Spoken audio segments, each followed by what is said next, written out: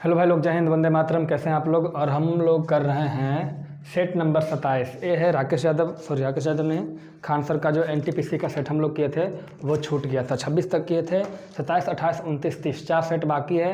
ये एनटीपीसी ही नहीं, group D के लिए भी काफ़ी उपयोगी साबित होगा। ठीक है, इसलिए इसको ध्यान से देखिए। प्रश्न संख्या हम लोग कर रहे थे 41 से लेकर 70 तक करते हैं। इसमें शायद 30 क्वेश्चन होता है। प्रश्न संख्या 41 देखिए दे रखा है, कहता है साइन थीटा बटे 1 माइनस कॉस थीटा का वैल्यू बताएं। ठीक है, इसका ऑप्शन भी है, आप पीडीएफ में जाकर क्वेश्चन देख सकते हैं। तो हम क्या करेंगे, सबसे पहले इसमें इसका परिमेयकरण करेंगे। तो 1 प्लस कॉस थीटा से गुना करेंगे और 1 प्लस कॉस थीटा से भाग देंगे, कहीं कोई दिक्कत नहीं है। अब देखिए क्या करना है, गुना में है तो उसको गुना कर लेंगे तो ऊपर क्या हो जाएगा, तो ऊपर हो जाएगा साइन थीटा और plus sine theta into cos theta. नीचे क्या हो जाएगा, तो नीचे हो जाएगा 1 minus cos theta into 1 plus cos theta, तो हो जाएगा 1 माइनस कॉस स्क्वायर थीटा। अब इसको आगे बढ़ाएंगे तो देखेंगे कि साइन थीटा तो हो गया। चलिए, हम लोग कंपटीशन में बैठे हैं, मैट्रिक का एग्जाम तो है नहीं कि पूरा डिटेल में करेंगे, शॉर्टकट में निकालते हैं। कैसे, 1 माइनस कॉस स्क्वायर थीटा के बदले क्या लिखेंगे, तो इसके बदले लिखेंगे साइन स्क्वायर थीटा। क्यों? क्योंकि हम जानते हैं sine square theta plus cos square theta बराबर 1 होता है ना जी। तो साइन स्क्वायर थीटा बराबर क्या होगा, तो 1 माइनस कॉस स्क्वायर थीटा होगा कि नहीं होगा। तो यही चीज़ तो है, 1 माइनस कॉस स्क्वायर थीटा बराबर साइन स्क्वायर थीटा। लिख लिए ना जी। अब दोनों को अलग अलग करेंगे तो हो जाएगा साइन थीटा बटे sine square theta plus sine theta into cos theta बटे साइन स्क्वायर थीटा। ये साइन स्क्वायर थीटा दोनों के बटे में होगा। ठीक है, अब देखिए साइन थीटा से स्क्वायर कट गया, साइन थीटा से स्क्वायर कट गया, तो यहाँ क्या बचा 1 बटे साइन थीटा। 1 बटे साइन थीटा बराबर क्या होगा सर जी, तो cosec theta plus cos theta बटे साइन थीटा, तो क्या हो जाएगा कॉट थीटा। यही हमारा उत्तर होगा। कहीं दिक्कत है किसी को? चलिए भाई साहब देखिए, जो अगला प्रश्न इस तरीके से है ना, इसको ए प्लस बी इंटू ए माइनस बी के फॉर्म में हम लिखेंगे। किसको? नीचे वाले को। क्यों? कैसे लिख पाएंगे देखिएगा, इसको पहले कर लेते हैं, उसके बाद समझिए ऐसा करना ज़रूरी था। कैसे देखिए, इसको हम क्या करते हैं, इसको हम लिखते हैं 1 बटे √2 माइनस √5 और प्लस √3। कहीं दिक्कत है? इसी चीज़ को उलट पलट के लिख दिए है ना, इसको 1 में कर दीजिए तो ठीक है। देखिए क्या करते हैं, इसके बाद समझिएगा कैसे करना पड़ा। फिर यहाँ लिखेंगे √2 माइनस √5 माइनस √3, कोई दिक्कत? और आगे पीछे करके लिख दिया, क्या दिक्कत होगा, इसको घेर दीजिए। अब देखिएगा, अब एलसीएम लेंगे, क्या करेंगे, एलसीएम जब लेंगे लघुत्तम समावर्तक एलसीएम लेंगे तो क्या बनेगा, ये दोनों आपस में गुना में रहेगा। तो ए देखिए ए प्लस बी ए माइनस बी, तो जब इसका एलसीएम लेंगे दोनों गुना हो जाएगा तो ए प्लस बी इंटू ए माइनस बी हो जाएगा। तो क्या हो जाएगा, ए स्क्वायर माइनस बी स्क्वायर। तो सबसे पहले जब गुना हो जाएगा तो देखिए ये दोनों जब गुना होकर यहाँ लिखेंगे तो ए वाला वैल्यू यहाँ चला जाएगा, ए वाला वैल्यू यहाँ चला जाएगा, तो ऊपर जाएगा तो हो जाएगा √2 माइनस √5 और माइनस √3, ऊपर चला जाएगा तो प्लस √2 माइनस √5 प्लस √3, कोई दिक्कत नहीं है। हाँ, अब देखिए नीचे बनेगा ए प्लस बी इंटू ए माइनस बी, क्या होगा ए स्क्वायर माइनस बी स्क्वायर। ए स्क्वायर मतलब क्या होगा जी, √2 माइनस √5 का होल स्क्वायर और माइनस बी स्क्वायर यानी √3 का स्क्वायर, है ना जी। ये सब इतना डिटेल में नहीं करना एग्जाम में, इतना डिटेल में कीजिएगा तो आप फंस जाइएगा। अब देखिए क्या होगा, √3 से √3 कट गया, है ना जी, तो क्या बचा 2√2 माइनस 2√5, तो 2 लेंगे कॉमन तो क्या हो जाएगा √2 माइनस √5। अब देखिए इसको जब तोड़ेंगे तो क्या टूटेगा, देखिए तोड़ के लिखेंगे ए माइनस बी का होल स्क्वायर, तो A square plus B square minus 2ab यानी माइनस 2√10, ऐसा ही ना होगा जी। ये क्या हो जाएगा माइनस √3 के स्क्वायर 3, तो 5 2 7, 7 में से 3 का कितना बचेगा, तो 7 में से 3 जाएगा 4 माइनस 2√10, है ना जी। इसको हम 2 लेंगे एलसीएम तो क्या बनेगा, दिख रहा है ना, हाँ 2 माइनस √10 इतना ही बचेगा। तो इसको हम लिखेंगे 2 इंटू 2 माइनस √10, 2 से 2 कट गया, ठीक है।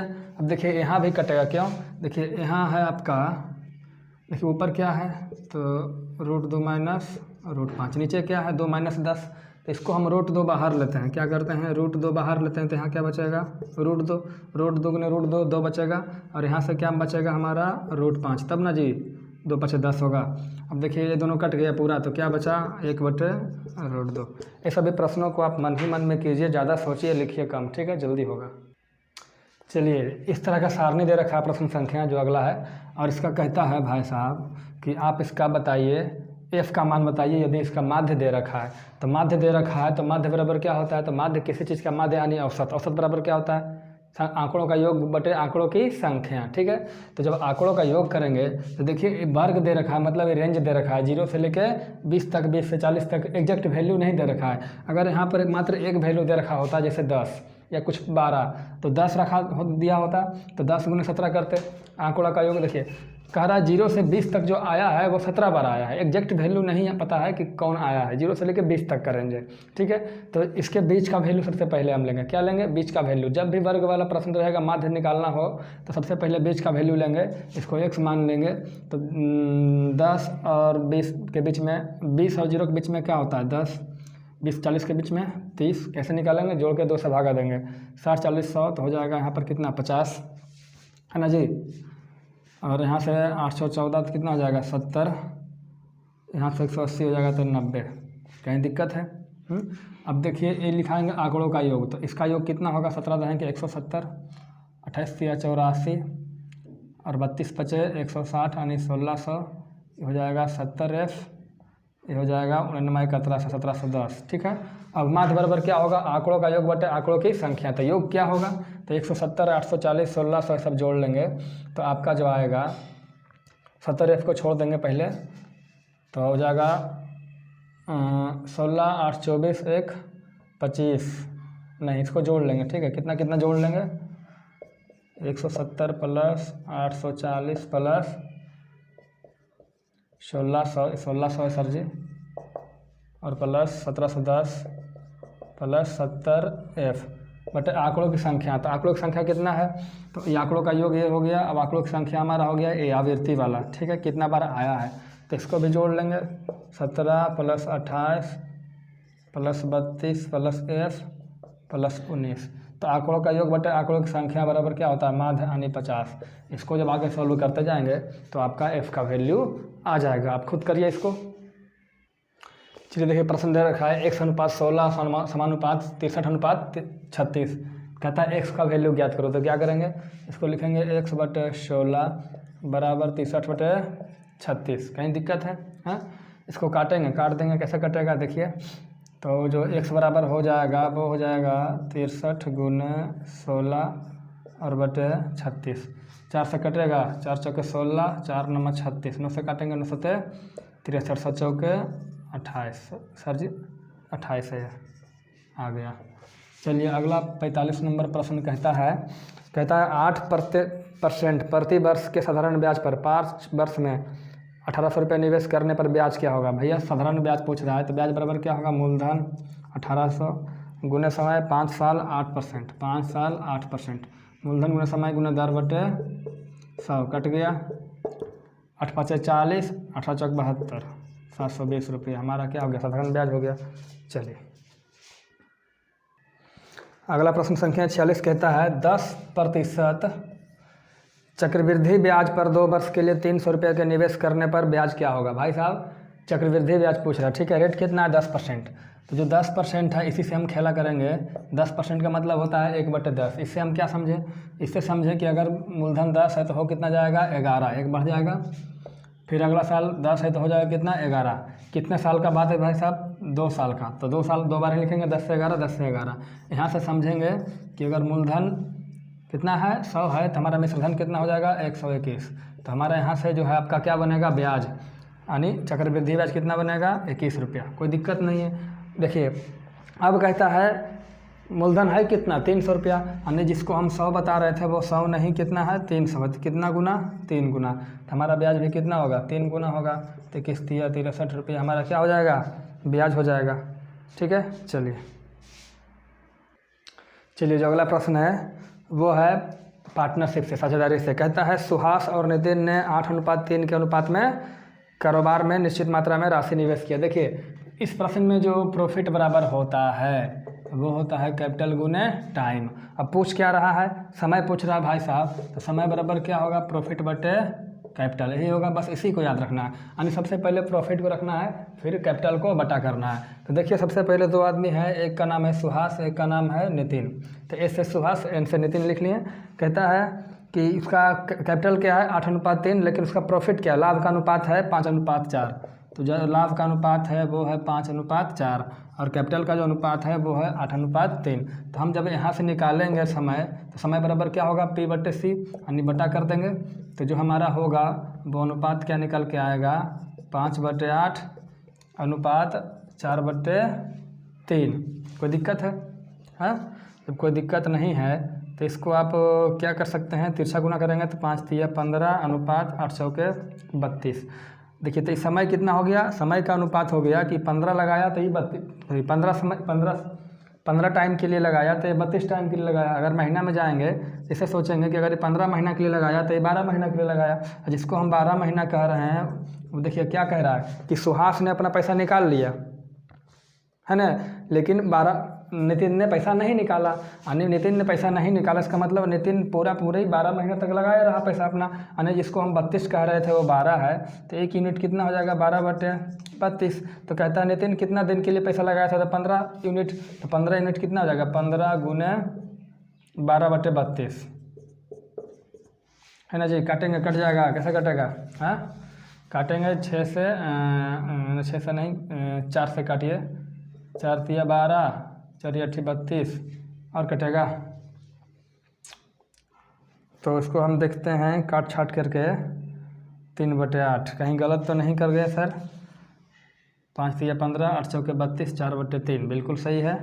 तो 12/32, तो 4×3=12, 4×8=32 और 15×3=45/8 कितना हो जाएगा 15×3=45/8। काटेंगे तो 8×5=40, 5/8 महीनों के लिए, बिल्कुल सही है। अब देखिए इसमें यहाँ पे घबराने वाली बात नहीं है, ये जो रेशियो आता है ना वो यूनिट में आता है, चूँकि हमें यूनिट है तो ऐसा समझेंगे कि ये 15 यूनिट के लिए लगाया तो 31 यूनिट के लिए लगाया, ये 15 महीने के लिए लगाया तो 32 महीने के लिए लगाया। अब 32 महीना जिसको बोल रहे हैं वो 12 महीना है, यानी 32 महीना 12 महीने के बराबर है, यानी एक मतलब 32 यूनिट 12 महीने के बराबर है, तो 1 यूनिट 12/32। तो यही तो हमको निकालना है 15 यूनिट, तो 15 गुने 12/32 निकालें, 5 सही 5/8 महीना आ गया।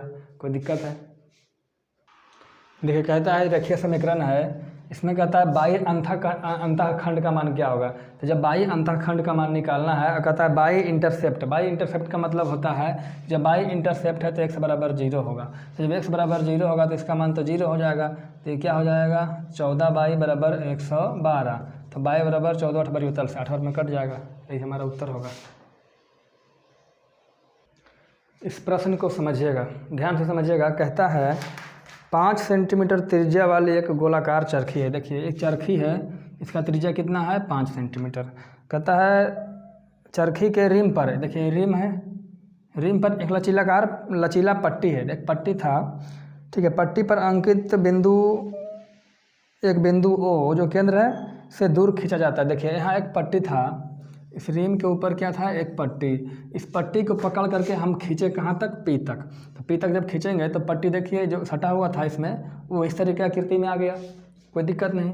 त्रिज्या 5 दे रखा है, अब P तक खींचा गया तो जो दूरी बना केंद्र से वो 10 सेंटीमीटर है। कितना है 10 सेंटीमीटर है, ठीक है। चरखी के रिम में स्पर्श में रहने वाली पट्टी की लंबाई ज्ञात करें। देखिए अब कहता है कि जो रिम में जो स्पर्श में कितना पट्टी है और जितना पट्टी है उसका लंबाई बताएं। तो स्पर्श में कहाँ तक है, तो यहाँ से ले करके यहाँ तक क्या है पट्टी, मतलब जो रबड़ है वो क्या है स्पर्श में है। तो यहाँ से यहाँ तक की लंबाई पूछ रहा है, क्या पूछ रहा है लंबाई। तो इसे कैसे ज्ञात करते हैं, देखिए हम सबसे पहले इस कोण को निकालेंगे। देखिए ये 10 है, ये 5 है, इस कोण को निकालेंगे और इस कोण को निकालेंगे।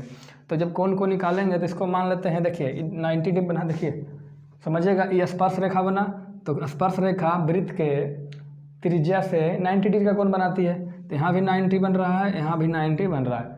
किसी भी वृत्त में स्पर्श रेखा वृत्त के त्रिज्या से 90 डिग्री का कोण बनाती है। तो 90 यहाँ बना, 90 यहाँ बना। अब देखिए थीटा निकालेंगे, 90 है समकोण त्रिभुज हो गया, तो थीटा निकालेंगे। तो देखिए इसके सामने क्या होगा, तो इसके सामने होगा सर जी इसके सामने जो है ये हो गया कर्ण, 10 क्या हो गया कर्ण। अब चूँकि थीटा निकालना है तो थीटा के सामने क्या होगा लंब, ये हमारा क्या बना आधार। इसी तरह से थीटा के सामने लंब, ये हमारा आधार। तो हम निकाल लेते हैं, आधार दे रखा है और कर्ण दे रखा है, थीटा के अनुसार आधार और कर्ण दे रखा है, तो क्या निकालेंगे कॉस थीटा। तो जब कॉस थीटा निकालेंगे तो कॉस थीटा बराबर क्या होगा, आधार बटे कर्ण, आधार कितना 5 और बटे 10 बराबर क्या 1/2। तो कॉस थीटा, तो कॉस थीटा, तो कॉस कितना का मान 1/2 होता है, तो कॉस 60 का मान, कितना डिग्री 60 का मान, तो थीटा बराबर कितना हो गया 60 डिग्री। तो कहने का मतलब हुआ जो थीटा डिग्री थीटा है वो 60 डिग्री है, ये भी थीटा 60 डिग्री है। अब देखिए यहाँ से यहाँ तक का निकालना है लंबाई। तो अगर पूरा वृत्त का अगर पूछ दिया जाता है, ऐसा सोचिए कि यदि पूरे वृत्त पूरा रबड़ का लंबाई पूछता पूरा का पूरा, तो क्या निकालते, एक परिधि निकालते क्या निकालते हैं पूरा का निकाल। अगर पूरा का पूछता तो पूरा ने 360 डिग्री का निकालता है, मतलब लंबाई पूछता, अगर पूरा का पूरा लंबाई पूछता तो 360 डिग्री का निकालता है, चूँकि पूरा घूम गया 360 डिग्री। तो 360 डिग्री पे क्या निकालते हैं परिधि, तो परिधि बराबर क्या होगा 2πr। तो 360 डिग्री पर 2πr, तो 1 डिग्री पे तो 2πr बटे 360, तो कितना डिग्री पे, तो देखिए टोटल कितना हो गया 60 60 120, तो टोटल 360 होता है। 360 में से 120 तो छोड़ दिया, तो बचा कितना 240 डिग्री पे। तो 240 डिग्री पे लंबाई कितना होगा, तो 2πr बटे 360 और गुना 240, जीरो से जीरो कट गया, ये जीरो है, और काटेंगे और कट सकता है। देखिए इसको हम यहाँ लाते हैं तो हो जाएगा 2 गुने 22/7 और गुने r का मान 5, ये 22/7 था, और यहाँ कितना है 36 और गुने 24। ठीक है, अब काटेंगे इसको, देखिए कैसे, 2 से काटिए, 18 दूनी 36, 6 चौक 24, 6 तिया 18, कोई दिक्कत है जी हैं, और कटेगा। अब काटेंगे तो कट जाएगा, 7 तिया 21 हो जाएगा, नहीं कटेगा, 5 चौके 20, अब 20 22 में 440 बटे 7 तिया 21। ठीक है, इसको भागा देके निकालिए तो हो जाएगा 21 भागा 440। देखते हैं पहले आंसर किस चीज़ में है, तो इसका जो उत्तर है पाई में है। सर जी गलत हो गया, इसका उत्तर दे रखा है पाई में, कहाँ गया जी, जब पाई में दे रखा है तो हम इसको पाई में निकालेंगे। तो इसको हम जब पाई में निकालेंगे तो इसको ऐसे ही रहने देंगे, कैसे, तो 2 गुने पाई गुने r का मान 5 बटे 36 गुने 24, तो 2 से काटेंगे 18 बार में, 6 चौक 24, 6 तिया 18, तो क्या हो गया 5 चौके 20/3 पाई सेंटीमीटर। ये पाई है सर जी, हो गया उत्तर, कोई दिक्कत नहीं होना चाहिए। चलिए अगला प्रश्न संख्या 50 कहता है त्रिभुज XYZ में बाई पे समकोण है। तो XYZ में त्रिभुज है XYZ, बाई पे क्या है समकोण है, कोई दिक्कत है नहीं है। अब कहता है cos x बराबर 3/5, cos x बराबर 3/5, तो cos x बराबर 3/5, तो cos थीटा बराबर क्या होगा, तो आधार बटे कर्ण। तो x का आधार कौन होगा, यहाँ पे होगा, तो ये 3 है तो ये 5 है, जब ये 3 है 5 है तो ये कितना होगा 4 होगा, होगा कि नहीं होगा, क्यों, क्योंकि आधार बराबर लंब का स्क्वायर माइनस कर्ण का स्क्वायर माइनस लंब का स्क्वायर। 25 में से 16 जाएगा, 25 में से 9 जाएगा, 16 16 का वर्गमूल 4 होगा। यहाँ तक किसी को परेशानी नहीं होना चाहिए। ठीक है, अब कहता है कौशेक जेड बताओ, तो कौशेक जेड, तो ये जेड हो गया, तो कौशेक जेड यही थीटा है, तो कौशेक जेड बराबर, तो कौशेक थीटा बराबर क्या होता है, तो कौशेक थीटा बराबर क्या होता है जी, तो कौशेक थीटा बराबर होता है h/p, h/p, h तो दोनों के लिए बराबर है h, इसके लिए p कौन होगा 3, तो 5/3 हमारा उत्तर होगा। चलिए अगला देखते हैं, कहता है कॉमन नंबर कि √24 प्लस √216 बटे √96 का वैल्यू हमें बताएं सॉल्व करके। तो कैसे करेंगे, हाँ, तो हम क्या करेंगे, √24 को तोड़ेंगे तो 2 दूना 4 दूनी 8, तो इसको हम लिखेंगे 2√6 लिखेंगे जी, हाँ, 2√6 लिखेंगे। देखिए 2 अंदर जाएगा तो 2 दूना 4 और 4 छक 24 हो जाएगा। ठीक है, अब यहाँ से निकालेंगे तो ये हो जाएगा 6√6, 6 छक 36 छक्का 216, 6 6 3 बार, इसमें से 2 में से 1 निकलेगा, करके देखेंगे, समझ में नहीं आता डिटेल में करेंगे। इसको करेंगे तो चल जाएगा 4√6, कोई दिक्कत है, कोई दिक्कत नहीं है। अब इसमें से क्या लेंगे, 2√6 यहाँ भी है, 2√6 यहाँ भी है, तो 2√6 लेंगे कॉमन, तो क्या बचेगा 1 + 2 तिया। अब देखिए अगर फिर भी डाउट है तो करके देखेंगे कैसे गुना। देखिए गुना करेंगे 2√6 प्लस गुना 1 तो 2√6 हुआ। इन दोनों को गुना करेंगे तो 2√6 2 तिया 6 और प्लस 6 36 हो जाएगा, गड़बड़ा जाएगा। मतलब यहाँ क्या बचेगा, केवल 3 बचेगा। यहाँ क्या हुआ 4√6। अब देखिए √6 से √6 कट गया, ये हो गया क्या 2 दूनी 4, तो क्या बचा 3 1 4/2। तो क्या आंसर हुआ हमारा 2।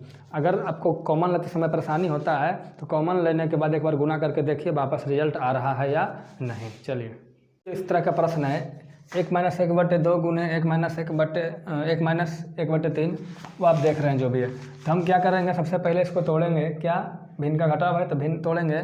तो कैसे तोड़ेंगे, 2 एकम 2। देखिए कैसे तोड़ेंगे, ध्यान दीजिएगा। 2 एकम 2 में से 1 गया 1 तो 1/2 गुने 3 एकम 3, 3 में से 1 गया 2 तो 2/3। 4 एकम 4, 4 में से 1 गया 3/4। इसी तरीके से आगे गुना होता जाएगा। n एकम n n-1 और क्या हो जाएगा बटे n। देखिए 2 से 2 कटा, 3 से 3 कटा, 4 से 4 कटा, ऐसे से कटते जाएगा तो क्या कट जाएगा n-1। यहाँ कहीं ना कहीं n-1 आएगा, कट जाएगा। तो क्या बचा ऊपर 1-1/n। इस चीज़ को इमेजिन करिएगा सर जी कि देखिए ऊपर वाला वैल्यू नीचे वाले से तिरछा कट रहा है, तिरछा कट जाएगा, नीचे वाला लास्ट में ही बच जाएगा। जो भी n का वैल्यू होगा लास्ट में बच जाएगा, ठीक है। तो इस तरीके से क्या हो गया 1/n। अगर आपको फिर भी क्लियर नहीं हो रहा है तो n की जगह कुछ ले करके देखिए। 1 2 3 4 5 6 7 8 लीजिए, 9 लीजिए, 10 लीजिए, जो भी लेना ले करके देखिए, लास्ट में 1/n ही बचेगा। मतलब 1 लास्ट में जो संख्या है n की जगह पे वही रहेगा, ठीक है। अगर यहाँ 8 लीजिएगा तो 1/8 बचेगा, 9 लीजिएगा तो 1/9 बचेगा। आप करके देखिए। चलिए भाई साहब अगला प्रश्न कहता है, प्रश्न संख्या 53 अधूरा है, इसको छोड़ते हैं, प्रश्न संख्या 54 करते हैं। कहता है एक निश्चित राशि पर 2 वर्ष के लिए चक्रवृद्धि ब्याज 105 रुपया, साधारण ब्याज 100 रुपया। तो मान लीजिए कोई राशि है, ठीक है। तो सबसे पहले 2 वर्ष की बात है। अब दोनों का साधारण ब्याज कितना है 100 रुपया। मतलब पहला साल का सिंपल इंटरेस्ट 50, दूसरे का 50 और कंपाउंड इंटरेस्ट यानी चक्रवृद्धि ब्याज 105 है।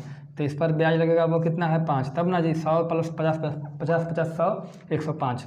तब ना ECI कितना होगा 105 और SI कितना होगा 100 होगा ना जी। तो कहता है रेट बताइए। पहले रेट निकालते हैं, तो ये राशि पूछता है। तो सबसे पहले रेट निकालते हैं। तो रेट निकालेंगे तो देखिए जो रेट यहाँ रहेगा वही रेट यहाँ रहेगा। तो 5 रुपये का ब्याज किस पे लगा 50 पे, तो 100 पे कितना, तो 50 दूनी 100। क्या % रेट लगा 10%। तो जो रेट हमारा है वो कितना है 10%, ठीक है। तो 10% रेट है, इसका मतलब हुआ जो भी वैल्यू मान लेते हैं x या p, क्या मान लेते हैं p। जो भी ये वैल्यू आया है वो मूलधन का 10% है। 10% का मतलब 1/10। अब वो है कितना 50। तो p बराबर कितना हो जाएगा 500 रुपया। कहाँ दिक्कत है, हाँ। चलिए प्रश्न संख्या 55 कहता है एक कंपनी में 724 कर्मचारी है, 25% ने नौकरी छोड़ दिया तो शेष कितने कर्मचारी है। भाई साहब कुल कितना है 724। अब 25% जब छोड़ दिया तो बचा कितना 75%। कितना बचा 75%। तो 75% 75/100 कोई दिक्कत। 25 तिया 75, 25 चौका 100, 4 से काटेंगे, 4 से काट दीजिए इसको, ठीक है। तो कितना हो जाएगा 4 एकम 4, 4 8 32, 4 एकम 4 तो 181 और गुने 3 543 कर्मचारी बचा हुआ है। कहाँ दिक्कत है, गुना करने में दिक्कत होगा, सही कर लीजिएगा, कोई ठीक है। गलती भी हो सकता है, हमसे भी गलती होगा। तो कहता है अगला 50 संख्याओं का औसत क्या है 38 है। जब औसत 38 है भाई साहब तो ये योग कितना होगा, तो 50 गुने 38 कितना हो जाएगा सर जी 0 8 5 40 के 0 अब 5 15 4 1900। कहता है उसमें से 2 संख्या पर विचार नहीं कीजिए। दोनों संख्या क्या है, एक है 45 और एक है 55। तो 2 संख्या निकलेगा तो कुल मिला कितना निकल जाएगा 100। तो 100 निकाल लेंगे तो क्या बचेगा 1800। अब कहता है इसका बताइए औसत। तो औसत बताना है तो औसत बराबर क्या होता है, संख्याओं का योग 1800 बटा संख्या आंकड़ों की संख्या, आंकड़ों का योग बटा आंकड़ों की संख्या। तो कुल 50 था, 50 में से 50 संख्या में से 2 निकल गया, बचा कितना 48। तो आप निकाल लेंगे 1800 बटे 48, जो भी आएगा आप इसका उत्तर निकाल लेंगे, ठीक है। चलिए देखिए कहता है अगला प्रश्न संख्या 57। एक वस्तु को 720 रुपये में बेचने पर एक व्यक्ति को 10% की हानि होती है। तो 5% लाभ कमाने के लिए इसका विक्रय मूल्य क्या होगा।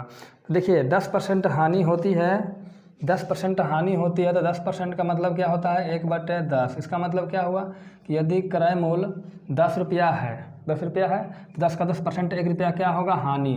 तो विक्रय मूल्य क्या होगा सर जी 9 रुपया। विक्रय मूल्य क्या होगा 9 रुपया। अब विक्रय मूल्य है कितना, तो विक्रय मूल्य है आपका 720 रुपया, यानी 9 यूनिट 720, तो 1 यूनिट कितना हो जाएगा 9 × 72 80। तो क्रय मूल्य कितना हो जाएगा 80 × 10, तो हमारा क्रय मूल्य क्या बना 800। कोई दिक्कत नहीं है। अब कहता है भाई साहब प्रॉफिट लीजिए 5%, तो प्रॉफिट 5% कितना होगा, तो मौखिक करना है। देखिए इसका 10% कितना होगा 80, 800 का 10%, ये देखिए 800 है तो 800 का 10% 80, तो 5% कितना होगा 40।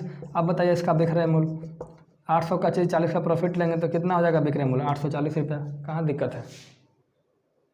देखिए अगला प्रश्न 58 जो है जोड़ घटा भाई आप कर लीजिएगा खुद से।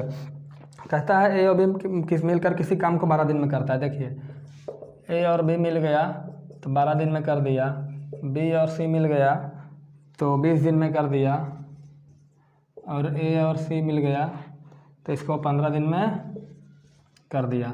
टोटल काम पहले मान लेते हैं 15 12, और इसका एलसीएम कितना हो जाएगा 180। इसका एलसीएम लेते हैं 180, मतलब कुल काम अगर 180 है तो 12 दिन में करता है तो ए और बी एक दिन में कितना काम करेगा 15 काम। ठीक है, ये कहता है ए और बी 12 दिन में, बी और सी 20 दिन में, ए और सी 15 दिन में करता है। तो पहले कुल काम निकालते हैं। कुल काम निकालने के लिए सबका एलसीएम लेंगे तो 180 आया है ना। एलसीएम कितना 180। अब बताइए ए और बी मिलकर 180 काम को 12 दिन में करेगा तो एक दिन में कितना काम करेगा 15 काम। बी और सी मिलकर 180 काम 20 दिन में करता है तो एक दिन में 9 काम। ए और सी मिल करके 15 दिन में करता है इस काम को तो एक दिन में 12 काम। अब देखेंगे ये तीनों का क्षमता हो गया, क्या हो गया क्षमता, है ना जी। तो क्षमता है। अब पूछ क्या रहा है कि ए और बी सी तीनों मिलकर उस काम को कितना दिन में करेगा। तो पहले तीनों का क्षमता निकालना होगा, तो इसको जोड़ेंगे। देखिए ए बी, अब बी सी और ए सी, तो हो जाएगा 2A 2B और 2C। कुल मिला के क्षमता कितना हो गया 15 12 27, 27 9 36। तो यहाँ से काटेंगे तो कितना हो जाएगा 18, यानी ए प्लस बी प्लस सी का क्षमता कितना हो गया 18। अब कहता है ये तीनों मिलकर कितना दिन में काम करेगा, तो जो समय लेगा अब कुल काम कितना है 180 काम है, डेली कितना काम करेगा तीनों मिलकर 18 काम, तो कुल कितना दिन लेगा सर जी 10 दिन लेगा। कहाँ दिक्कत है।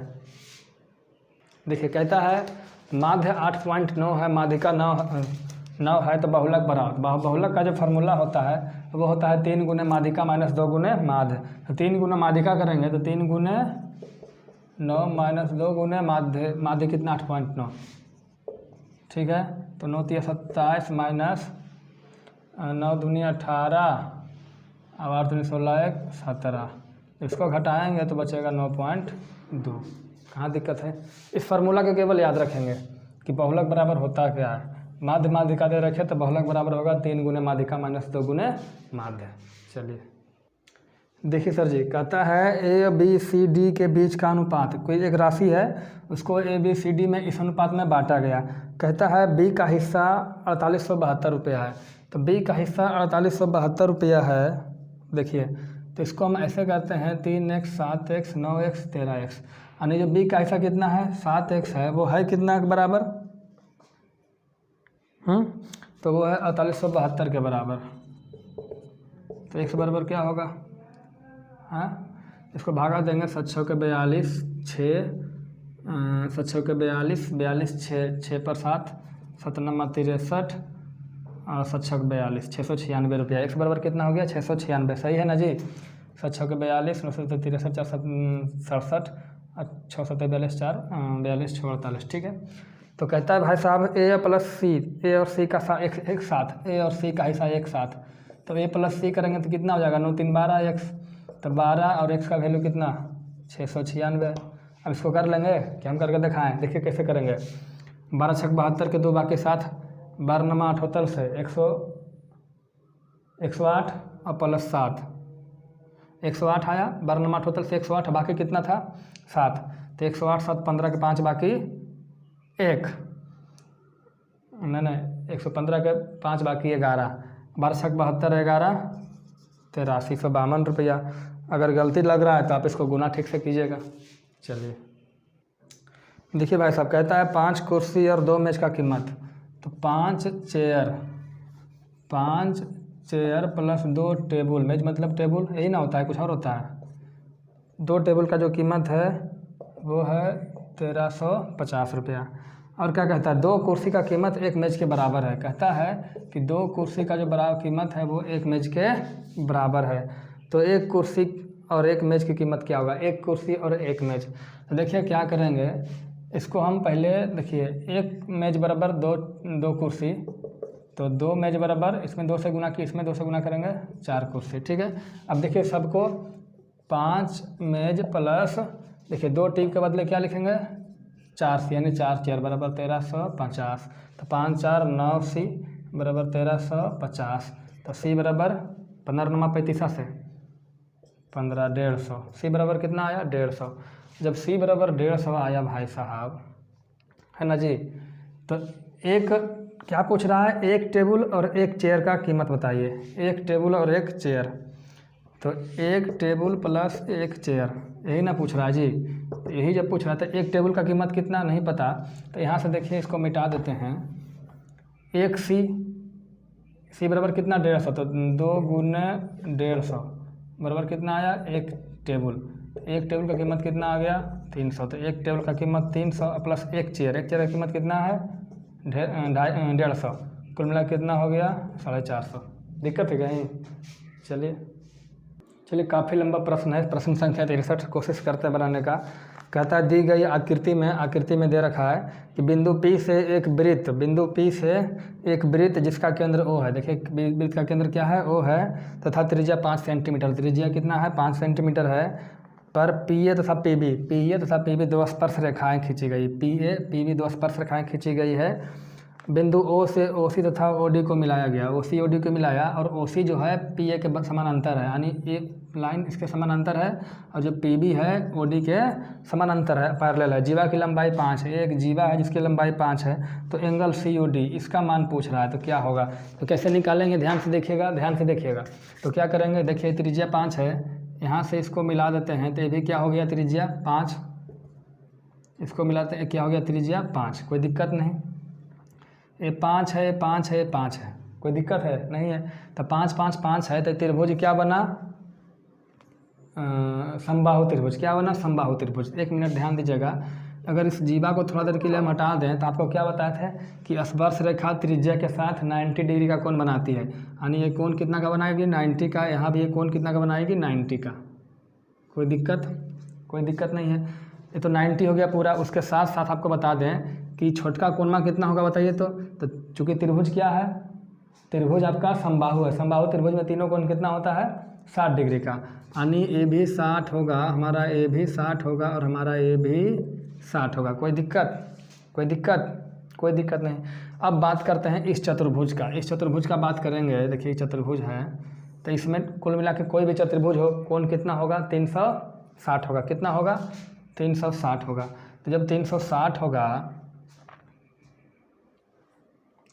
जब कोण कितना होगा 360, तो 90 90 180 हुआ। 90 90 कितना हो गया 180। तो 90 प्लस 90 180 है, ये 60 है। तो 180 प्लस 60 कितना हो गया 240, और कुल मिला के 360 है। 360 में 240 घटाएंगे कितना बचेगा 120। तो हमारा एंगल कितना हो गया 120 डिग्री। चलिए अभी रिजल्ट नहीं निकला है, इसको मिटा देते हैं, ठीक है। कुछ को मिटा देते हैं, इसको मिटा देते हैं। अब समझिए ये कितना है हमारा 60 डिग्री है, ठीक है। अब देखिए कहता है ये दोनों जो लाइन है आपस में समानांतर है। क्या है समानांतर है। तो जब ये दोनों आपस में लाइन पैरेलल है तो हमारा क्या बनेगा तिर्यक रेखा, यानी ए 90, तो ये भी हमारा कितना होगा 90 डिग्री। इसी तरीके से इन दोनों में देखिएगा, जब ये दोनों पैरेलल है तो जब ए 90 है तो इसका एकांतर कोण ए भी क्या होगा 90 डिग्री। एकांतर कोण समझते हैं ना, एकांतर कोण देखिए यही वाला, इस तरीके से अगर ये 90 है तो ये भी हमारा कितना होगा 90 डिग्री एकांतर कोण। वही बात है, ये 90 हुआ, ये 90 हुआ, ये 60 हुआ, ये निकालना है। तो कुल मिला कितना होता है 360। तो 360 में से 90 प्लस 90 और 60 कितना होगा 240 घटाएंगे तो क्या बनेगा 120 डिग्री। यही हमारा उत्तर होता है। चलिए प्रश्न संख्या 64 देखिए, एकदम बेहतरीन प्रश्न है। कहता है एक निश्चित धनराशि 12.5 वर्ष की समाप्ति पे, समय कितना है 12.5 वर्ष की समाप्ति पे साधारण ब्याज उसी धनराशि का 3/4 हो जाता है। तो साधारण ब्याज उसी धनराशि का, तो जो साधारण ब्याज है वो डिपेंड करता है धनराशि पे, तो इसको हम मान लेंगे धनराशि यानी मूलधन। तो अगर मूलधन हम 5 मानेंगे तो ब्याज कितना होगा, 5 नहीं 4 मानेंगे तो जो ब्याज होगा ये धनराशि यानी मूलधन का 3/4, तो कट के कितना आएगा 3। तो कुल मिलाकर के इतना नहीं करना है, तो आपको हम समझने के लिए किए थे। यानी इसका समझना है कि जो ब्याज है वो मूलधन पे डिपेंड करता है, इसको मूलधन मानेंगे तो हमारा क्या हो जाएगा, ब्याज हो जाएगा। और समय कितना दे रखा है भाई साहब, 12.5 साल है ना। तो कहता है दर ज्ञात करें, तो हम जानते हैं ब्याज बराबर, तो ब्याज यानी 3 बराबर मूलधन, मूलधन कितना 4 गुने समय, समय कितना है सर जी, देखिए इसको हम 4x मान लेते हैं, इसको 3x मान लेते हैं, ठीक है।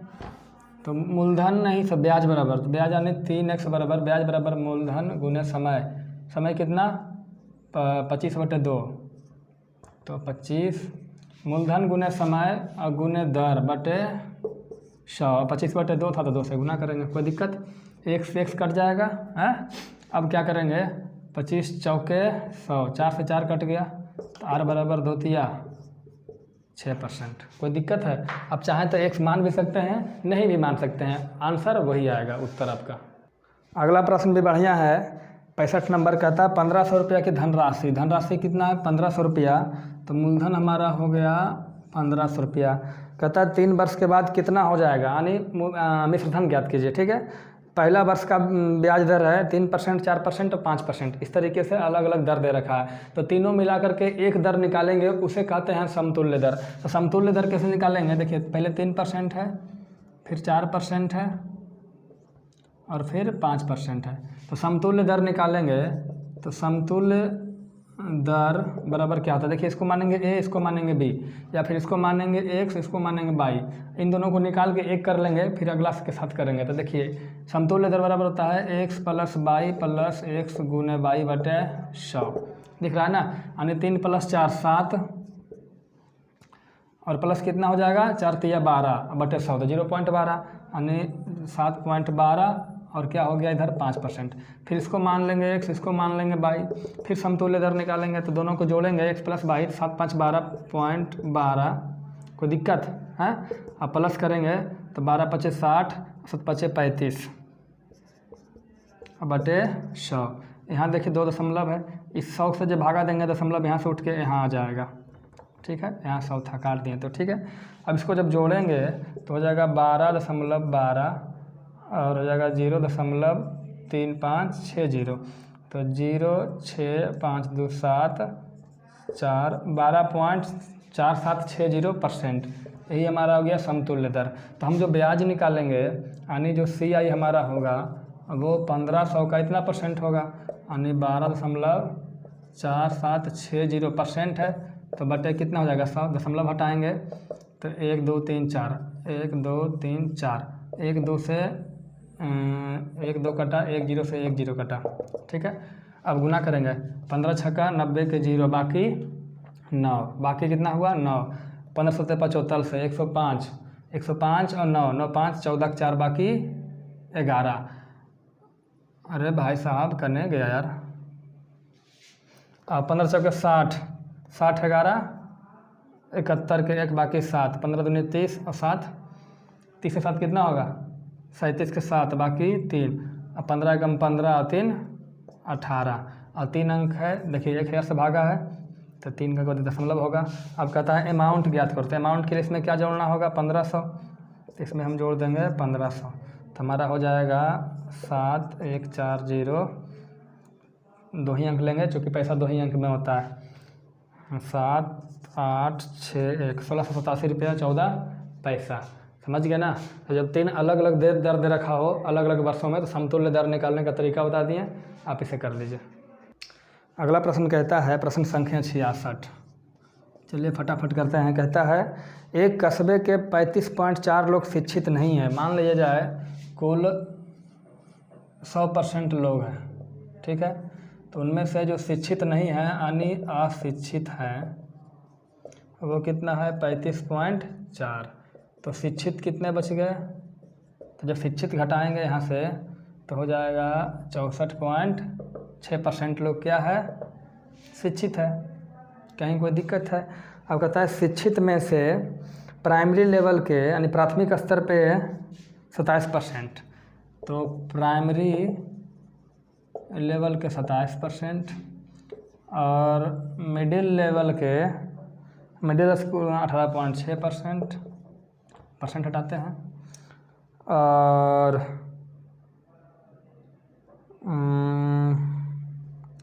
ठीक है। और कहाँ गया जी, प्राइमरी लेवल के 27% और मिडिल लेवल के 18.6%। आगे कहता है हाई स्कूल तक प्राप्त शिक्षा प्राप्त लोगों की संख्या प्री यूनिवर्सिटी तक शिक्षित लोगों की संख्या से दोगुनी है, यानी हाई स्कूल का जो संख्या दोगुना है प्री यूनिवर्सिटी से, ठीक है। और कहता है शेष बचे 660 लोग स्नातक हैं। तो स्नातक है भाई साहब, तो स्नातक कितना है, 660 लोग, तो कितना परसेंट है, तो 660 लोग कितना में से, कुल जो संख्या 15,000 है, तो 15,000 में से तो 100 में कितना, 1 2 3 1 2 3 कट गया, 1560 4.4%। तो स्नातक कितना है, स्नातक है 4.4%। कुल मिलाकर कितना हो गया, तो कुल मिला के जोड़ेंगे तो हो जाएगा 18 1 19 8 4 12 और 7 19 1 20 50%। कुल कितना हो गया, 50% है। कोई दिक्कत यहाँ तक? देखिए इसके बाद एक चीज़ और बोला गया था, जो हाई स्कूल का संख्या है, हाई स्कूल वो प्री यूनिवर्सिटी से दोगुना है, यानी ये 1 है तो ये 2x है। कोई दिक्कत है जी? नहीं। अब देखिए कुल शिक्षित कितना है, तो कुल शिक्षित है 64.6, उसमें से 50% प्री हो गया, मिडिल हो गया, स्नातक हो गया। तो बाकी जो बचा, कौन कौन बचा, तो बाकी बचा हाई स्कूल और प्री यूनिवर्सिटी। तो बाकी बचा जो हाई स्कूल और प्री यूनिवर्सिटी वो कितना है ना जी। तो जो हाई स्कूल और जो प्री यूनिवर्सिटी है, देखिए हाई स्कूल और प्री यूनिवर्सिटी की संख्या कितना है, 2x और x कितना हो गया, 3x। वो कितना है, तो वो है 15,000 का कै परसेंट, देखिए पूरा कितना है 64.6%। उसमें से प्राइमरी मिडिल स्नातक निकाल दीजिए, यानी 50% निकाल दीजिए। जब 50% निकाल देंगे तो हाई प्लस प्री बचेगा, तो हाई प्लस प्री कितना हो गया, तो 64.6 में से 50 घटेगा तो क्या बचेगा सर जी, क्या बचेगा, हाँ तो बचेगा हमारा 14.6%। तो 3x बराबर 15,000 का 14.6%। दशमलव हटाएंगे, 0 बटेगा, 1 2 3 से 1 2 3 कट गया, तो 1 से बराबर क्या होगा, हाँ 3 से काटेंगे तो कट गया ना जी, 3 से काटेंगे तो 3 5 15 और 6 5 30, बाकी 3 और 14 5 70 और 3 73, यानी 730 लोग कहाँ है, प्री में कितना 730, और हाई स्कूल में 730 का दोगुना 1460। पूछ क्या रहा है भाई साहब, क्या पूछ रहा है, तो पूछा गया है कि हाई स्कूल तक कितने शिक्षित है, तो हाई स्कूल में 1460। कहाँ दिक्कत है, चलिए प्रश्न संख्या 67 काफ़ी इंटरेस्टिंग है, बहुत अच्छा है, इसको समझिएगा। कहता है 8 व्यक्तियों का औसत भार बढ़ जाता है 1.5 किलोग्राम। भाई साहब जब औसत बढ़ क्यों रहा है, तो औसत इसलिए बढ़ रहा है क्योंकि जो नया व्यक्ति आया है उसका भार पहले वाले से ज़्यादा है। देखिए क्या कहता है, 8 व्यक्तियों का औसत भार तब 1.5 किलो बढ़ जाता है जब उनमें 65 किलोग्राम भार वाले एक व्यक्ति की जगह, यानी पुराने व्यक्ति का भार कितना था 65 किलोग्राम, उसके जगह एक नया व्यक्ति आ जाता है। तो नया व्यक्ति का वजन बताइए। देखिए तो देखिए भार बढ़ क्यों जाता है, तो भार इसलिए बढ़ रहा है क्योंकि जो नया व्यक्ति आया है ना वो पुराने से ज़्यादा वजन का है। अगर जो नया व्यक्ति पुराने से कम वजन का हो तो औसत घट जाएगा, इसको ध्यान रखिएगा। नया व्यक्ति पुराने वाले से कम वजन का हो तो औसत घट जाएगा, यदि नया व्यक्ति पुराने वाले से ज़्यादा हो तो औसत बढ़ जाएगा। यानी डिपेंड करता है नए वाले पे, नए वाले का ज़्यादा तो औसत भी ज़्यादा, नए वाले का कम तो औसत भी कम, ठीक है।